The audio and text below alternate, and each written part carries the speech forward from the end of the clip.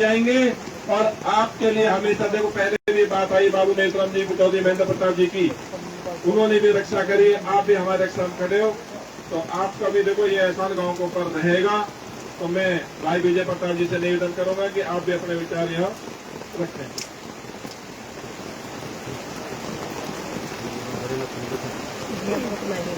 आदरणीय हमारी समिति के अध्यक्ष महोदय, यहाँ पर पधारे हुए सभी मेरे आदरणीय बड़े बुजुर्गों, हमारे किसान यूनियन के अध्यक्ष और उनकी पूरी टीम, प्यारे भाइयों, प्यारे साथियों, पत्रकार बंधुओं,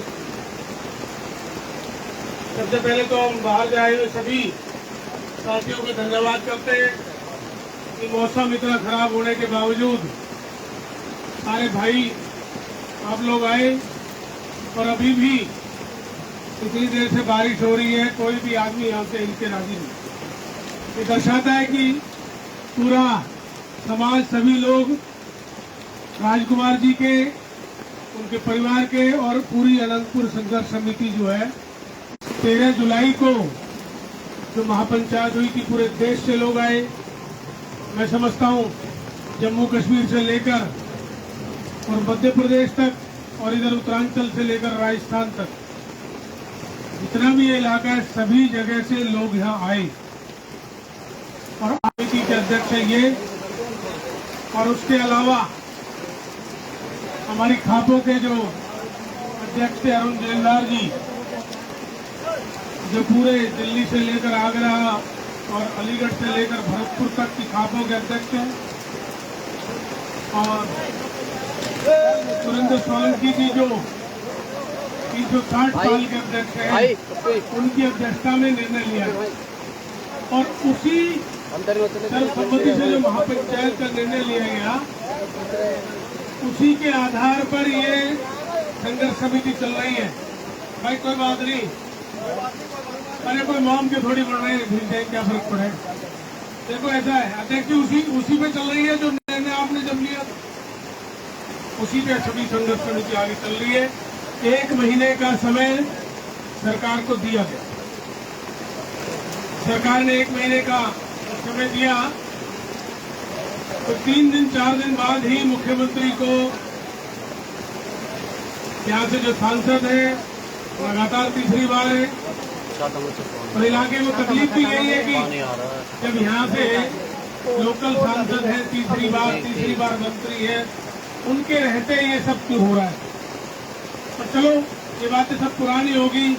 समिति ने उनसे कह दिया कि भाई जो आपने लापरवाही की है, आपके अधिकारियों ने गलत तथ्य पेश किए हैं सुप्रीम कोर्ट में, आप उसको ठीक करो, मुख्यमंत्री से बात करो, सीजे से बात करो और इलाके को राहत दो।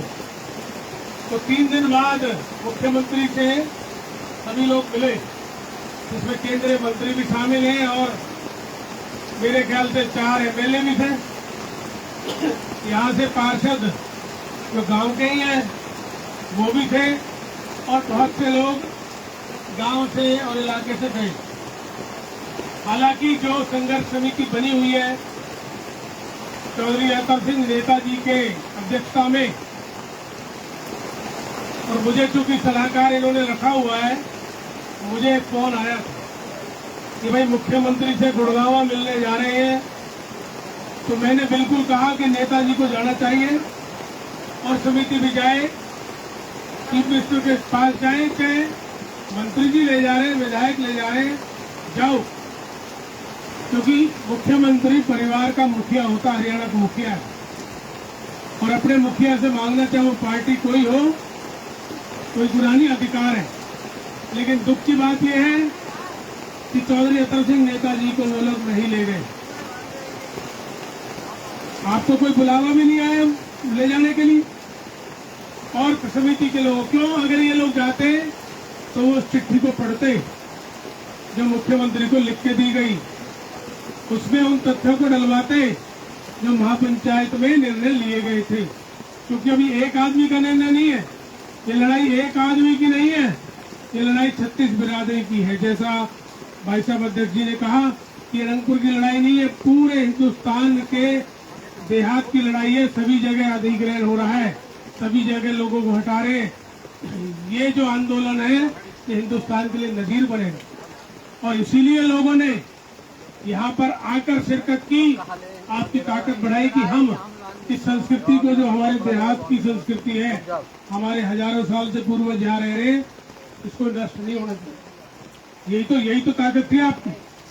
लेकिन अब कई दिनों से हमें ये मालूम पड़ा है, भाई जब तक मैं पूरा उसे पढ़ नहीं लूंगा कि वो ऑथेंटिक है कि नहीं है, लेकिन मुझे ये मालूम पड़ा है, समिति ने मुझे भी दिखाई है वो चिट्ठी, कि जो केंद्रीय मंत्री और ये एमएलए मिलकर दे के आए मुख्यमंत्री को और सीईसी को ये लिख के दिया है कि 5,700 कुछ स्ट्रक्चर है मकान, और उसमें 142 गज हर मकान की औसत बना दी 142 गज की। अब आप देखिए, आप लोगों ने तो बहुत आंदोलन किए, यहाँ के लोगों को भी आदत नहीं है। जो गांव जिसकी आबादी 20,000 हो, जिसमें कई हजार मकान हो, उसके अलावा कॉलोनीज भी हैं, 6,000 के स्ट्रक्चर के करीब 142 गज की एवरेज लगा। मुझे ये बताइए कि जो लोग उस 142 गज में साइन करके देके आए हैं, क्या उनके घर 142 गज से कम है या ज्यादा है? वो छोड़ देंगे अपने घर? क्या केंद्रीय मंत्री कृष्णपाल गुर्जर जी अपने 142 गज से ज्यादा की जायदाद सरकार के लिए छोड़ देंगे? पहले वो छोड़े। जो लोग उसमें साइन करके आए हैं सिर्फ अपने घरों के लिए 142 गज रखें, और जैसे मलकियत अनंतपुर की चीज ली जा रही है ऐसे वो भी अपनी मलकियत छोड़ दें, तब बात करें। इतनी वाहियात बात है, कैसे उन्होंने साइन कर दी? हालांकि मुझे ये भी मालूम पड़ा कि पूर्व मंत्री करतार भड़ाना जी बोले, भाई हमने तो वो पढ़ी नहीं, उस समय सब सामने बैठे थे और साइन कर दिए कि भेड़ चाल में जैसे साइन होते हैं। 2-3-4 लोगों को पता थी ये बात और किसी को नहीं पता थी, तो उन्होंने कहा ये बात, तो मैंने कहा चलो ये भी अच्छा, उन्होंने हिम्मत तो की, ये बात कही कि भाई हमसे बगैर पढ़े धोखे में साइन करा ली। लेकिन उनको ये बात फिर मीडिया के सामने भी कहनी चाहिए कि भाई ये जो मांग पत्र है ये गलत है, धोखे में साइन हुआ। 142 गज में कैसे परिवार भी रह लेगा, पशु भी रह लेंगे, हमारी जो संस्कृति है घर और बैठक की है, दोनों चीज कैसे बन जाएंगी? तो आप देखो, मेरी बात सुनो। अभी आप कह रहे थे कि भाई गांव से नफरी नहीं आई, उसमें थोड़ा फर्क रह गया भाई, मैं समझू। कल सीईसी आई और सीईसी ने कह दिया भाई गांव को नहीं छेड़ेंगे। ये इनका काम करने का, क्योंकि बड़े चालाक लोग हैं जो सरकार में बैठे हैं, अंग्रेजों की तरह फूट डालो राज करो, इनकी नीति। इन्होंने क्या फूट डाल दी कल? गांव को हम छोड़ देंगे। ये नहीं बताया कि गांव को कितना छोड़ेंगे भाई। क्या 142 गज में गांव की पूर्ति हो जाएगी? ये पूछा नहीं, ये पूछना चाहिए था कि गांव की पूर्ति क्या 142 गज में हो जाएगी? और गांव की परिभाषा क्या है? आज हिंदुस्तान में किसी भी गांव के लाल डोरे नहीं है। जितेंद्र चंदेलिया जी, आप गांव से आते, कितने किलोमीटर में फैल गया आपका गांव? और लाल डोरा कितना है? तो फिर लाल डोरा परिभाषा में जहां तक मकान बने, सरकार को ये बताना पड़ेगा। हमारे बीच में बड़े भाई प्रताप बैसला जी बैठे हैं, अनंतपुर डेयरी भी तो ऐसी फैला हुआ है। तो ये परिभाषा तो देनी पड़ेगी, डिफाइन करनी पड़ेगी बाउंड्री सीईसी को। सीईसी ये कह दे गांव नहीं तोड़ेंगे 142 गज छोड़ के, और बाकी तो आपके खरकन्ने में घेर लेगी। तो मेरा कहने का तात्पर्य है, ये गोल गोल बात नहीं चलेगी और ना ही सरकार को करनी चाहिए। सीईसी के साथ कल जो यहाँ के जनप्रतिनिधि है उनको भी यहाँ रहना चाहिए था, उनको लोगों के साथ बात करनी चाहिए थी। बंद करके सीईसी से मिलाए बंद कमरे में, लोगों के सामने क्यों नहीं मिल रहे? इसका मतलब तो ये है कि दाल में कुछ काला है भाई। मैंने पंचायत में भी कहा था कि जिस तरह से केंद्रीय मंत्री गजेंद्र शेखावत यहाँ आए और दबे पांव चले गए, अरे भाई गांव स्वागत करता, इलाका स्वागत करता केंद्रीय मंत्री का, पार्टी कोई भी हो, केंद्रीय मंत्री भारत का है। मुझसे एक पत्रकार ने पूछा कि अमेरिका से मोदी जी डर गए। मैंने कहा सुनो, भारत का प्रधानमंत्री डरता नहीं है। प्रधानमंत्री चाहे बीजेपी का हो, चाहे कांग्रेस का, चाहे किसी अन्य दल का, हम अपने प्रधानमंत्री की बेइज्जती थोड़ी करें।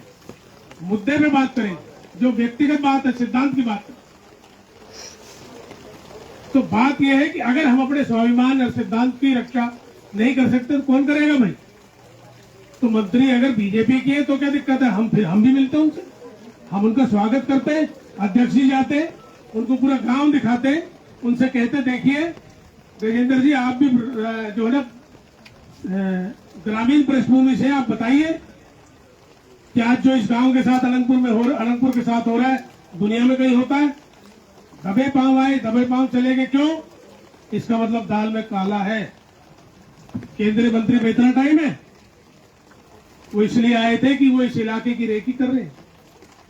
वो ये देखना चाहते हैं कि भाई इस इलाके में जो टूरिज्म के बड़े प्रोजेक्ट आएंगे वो कैसे लाए जा सकते हैं। हमने उस दिन भी कहा हम किसी बड़े प्रोजेक्ट के खिलाफ नहीं है, लेकिन हमें हमारा हक चाहिए। हमारी जो मलकियत है उसका जो हक है, उसके जो अधिकार हैं, उसका जो कानून के तहत प्रावधान का इस्तेमाल है वो हमें भी चाहिए। हम फिर चाहे सरकार के साथ मिलकर काम कर ले, सरकार हमें रॉयल्टी दे दे, हमारी जमीनों के मुआवजे दे दे हमारी मर्जी से, लेकिन जबरदस्ती छीनोगे भाई। तो एक बात तो मैं कहना चाहता हूं जो मैंने अब तक नहीं कही, क्योंकि भाई ये जमीन जा रही है गुजरों, ऐसा ही है, और इसमें मदद कर रही 36 बिरादरी। तो सबसे पहले तो गुजर बिरादरी को 36 बिरादरी का एहसानमंद होना चाहिए कि हम जिंदगी भर उनका एहसान नहीं उतार सकते। 36 बिरादरी उनका पूरे देश की, और हम आगे भी नतमस्तक होकर उनका आशीर्वाद, उनका समर्थन, सहयोग चाहेंगे, क्योंकि अगर वो नहीं रहेंगे तो ईस्ट इंडिया कंपनी की तरह ये सरकार इस गांव को उजाड़ देगी, खा जाएगी। और दूसरी बात मैं कहूंगा भाई, जमीन अब गुजरों की जा रही है, और अपने अंदर देखो, पहले आप खुद खड़े होगे जब भी बिरादरी और खड़ी होगी तुम्हारे। तो जिसने भी गुजरी का दूध पिया भाई वो तो झुकने वाला नहीं है। ये संकल्प आज ले लो, लेओगे जिंदाबाद। और ये गांव के घर घर में जाके ये बात कह दो जो आज हुई है यहाँ, हर घर में जाके कि भाई अगर गुजरी का दूध पिया है तो गांव की अस्मिता के लिए खड़े हो जाओ, और नहीं तो भी अपना कहीं जाओ। ये कह दो सबसे जाके भाई। मैंने पहले भी कहा कायरों की कोई जरूरत नहीं है, मजबूत आदमी चाहिए। 100 आदमी अगर मजबूत रहेंगे, 100 परिवार, वही गांव को बचा देंगे। मैंने कहा था 100 माताएं चाहिए बस, और 500 बालक चाहिए जो हमारे यूथ है, और आपने वायदा किया था मेरे को। लेकिन मुझे आज भी मालूम है हमारा गांव अभी सारा दिल से साथ है, इकट्ठा है। हुआ केवल क्या है कि सीईसी ने कह दिया गांव छूट जाएगा तो लोग रिलैक्स हो। लेकिन यहां क्यों आई सीईसी? इसका मतलब तो जो लोकल एडमिनिस्ट्रेशन है, यहाँ के जो प्रतिनिधि हैं, भाजपा के नेता हैं, उन्होंने भेजा होगा। सीईसी को तो यहाँ आना ही नहीं था, नहीं आना था ना, तो क्यों आई? केवल दहशत पैदा करने कि लगता है उनको लगा कि दहशत कम हो गई है इलाके में, दोबारा दहशत पैदा करो, ये मलबा हटाओ। भाई जब तय हो गया, मुख्यमंत्री मंच से कह रहे, सीईसी कह रही है कि भाई यहाँ पर जो आबादी है उसको नहीं छेड़ा जाएगा, तो ये 50 साल से पुराने तो बिजली के मीटर हैं, और आबादी कैसी होती है? सैकड़ों साल से पहले लोग रह रहे हैं यहाँ, ये घर आज के नहीं है। और अगर किसी ने पक्के मकान बना लिए तो वो कहते हैं कि ये गरीब नहीं है, मतलब पक्के मकान बनाने का भी अधिकार अब अनंतपुर वालों को नहीं रहा है, झोपड़ी बनाई सिर्फ। आप देखो तो सही कितनी जात थी, पक्के मकान बना लिए तो कह रहे हैं ये गरीब नहीं है। अरे गरीब तो हम है ही नहीं, हम कब कह रहे हैं गरीब है? हमारे बाप दादा की जायदाद है। हमने मुख्यमंत्री से भी कहा कि भाई आप गरीबी की चादर मत उड़वाओ मुख्यमंत्री जी, आप मुखिया इस परिवार के, हरियाणा के, आप ये बातें मत करो। हमारे यहाँ सन 60 में फैक्ट्रियां लगी है। इस फरीदाबाद को फैक्ट्री देने वाला अनंतपुर गांव है। इंडस्ट्रियल टाउन अगर फरीदाबाद दुनिया में बना है तो उसकी शुरुआत कहां से हुई? अनंतपुर मेवला से हुई।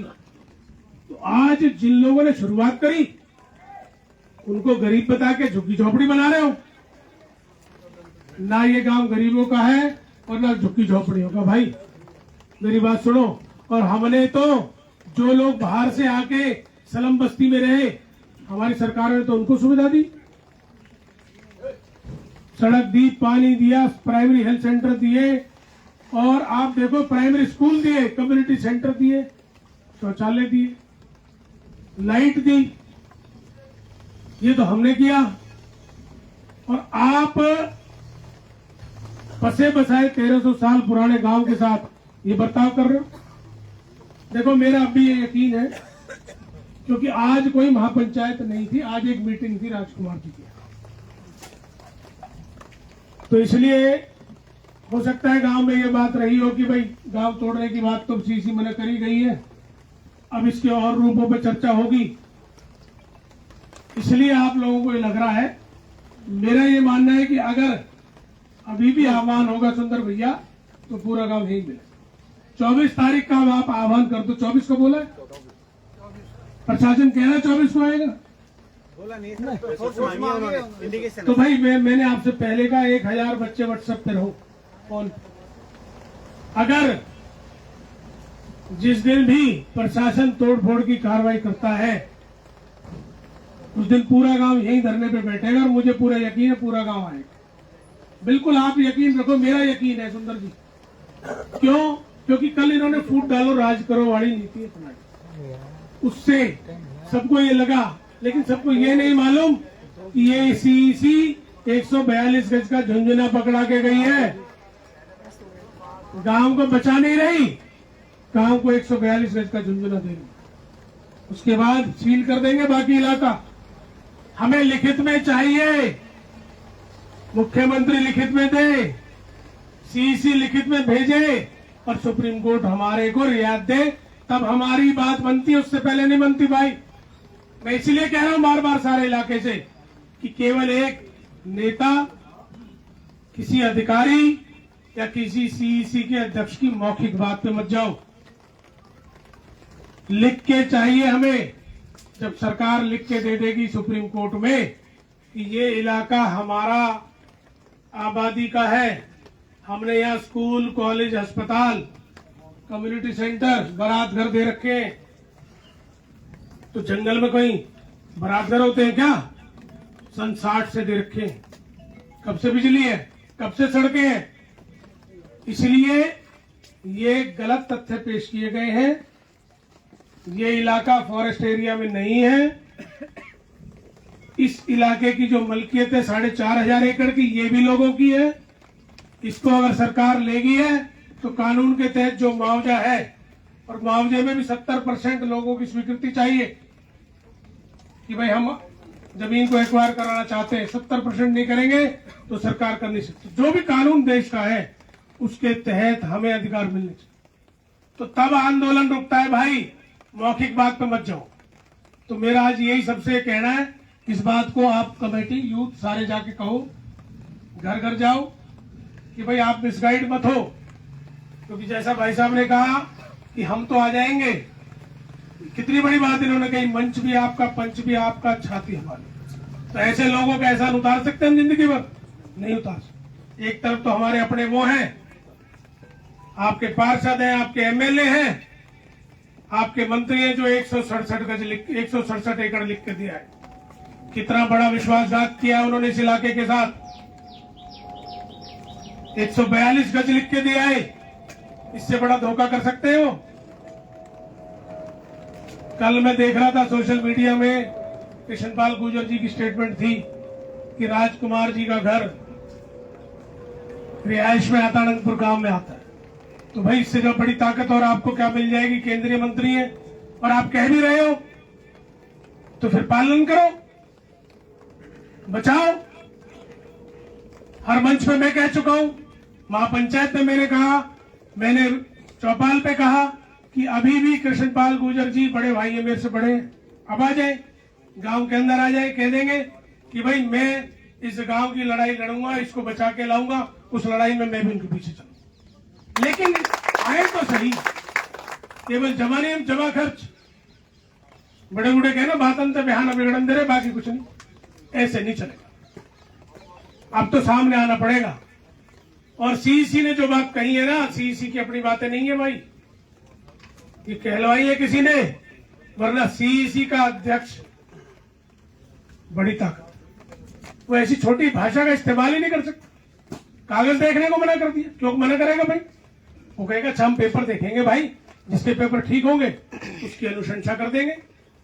उसका ये कहना कि मलबा हटाओ, ये हटाओ, हम कागज नहीं देखते, इसका मतलब तो डेलिबरेटली ये षड्यंत्र है। और षड्यंत्र यही है जो शेखावत साहब आए थे, इस पूरे एरिया को, जो भाई ने कहा ना 20-20 करोड़ के फ्लैट देखेंगे, ये इस एरिया को चिन्हित करके जा चुके हैं, जिसमें आपका मकान भी आ रहा है। इसीलिए बार बार इस मकान के पीछे पड़ रहे हैं।